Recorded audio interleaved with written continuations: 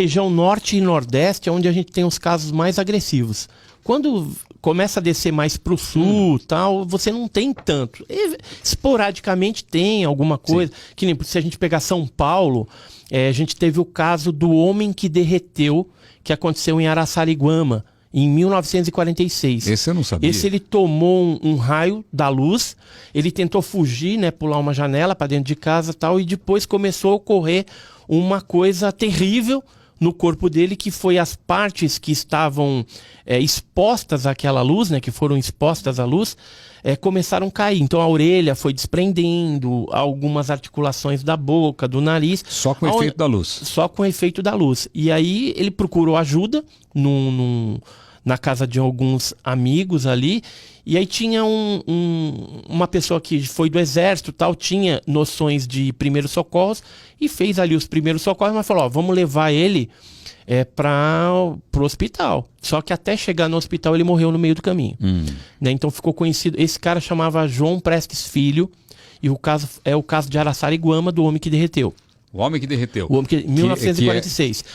Tem um outro caso também, que é o caso de Pedro de Toledo, que aconteceu em 16 de fevereiro de 94, onde esse cidadão era um capataz de uma fazenda, e houve vários avistamentos no bairro de Agenor de Campos, em Mongaguá, de luzes ali aparecendo. Sim. Aí os moradores ligaram para a 3ª Companhia de Polícia Militar.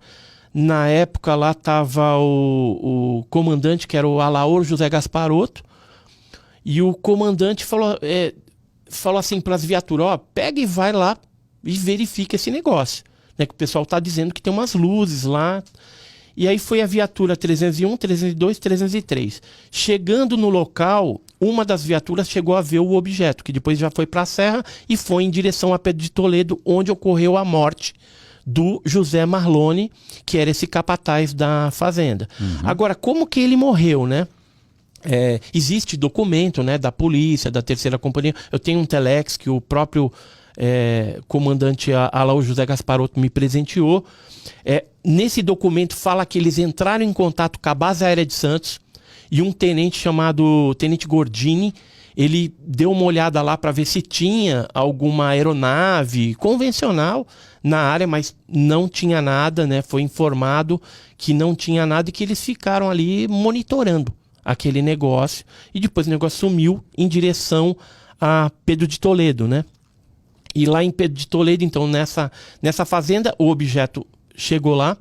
Esse capataz entrou para dentro de casa, se trancou no casebre ali onde ele dormia, onde morava.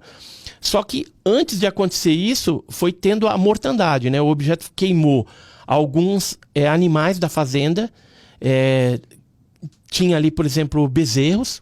Isso está nos BOs, a gente conseguiu o dossiê. Um dossiê que deu causa-mortes lá indeterminada, depois para os animais e para o José Marlone. E quando ele entrou para dentro do casebre, ele se trancou por dentro. Só que o objeto deve ter ficado em cima, e aí quando ele foi encontrado morto já, ele estava dentro de casa, trancado pelo lado de dentro, e o cabelo tinha desprendido. Eu tenho essas fotos, mas aí não dá nem para mostrar aqui, né? Eu tenho num outro dossiê. Depois, futuramente, se você quiser ver isso, eu posso até te fazer chegar nas suas mãos. Mas o cabelo desprendeu, ele ficou todo queimado, mas a roupa não ficou queimada, e os líquidos corporais dele foram drenados. Tanto é que a polícia, né, o Dagoberto lá, que foi que fez a investigação criminal e tudo mais, já falecido também, ele disse que batia no pé assim da vítima e parecia uma borracha preta, né? E não tinha cheiro de putrefação, nada, embora o cara foi encontrado dias depois, né? Morto dentro da casa.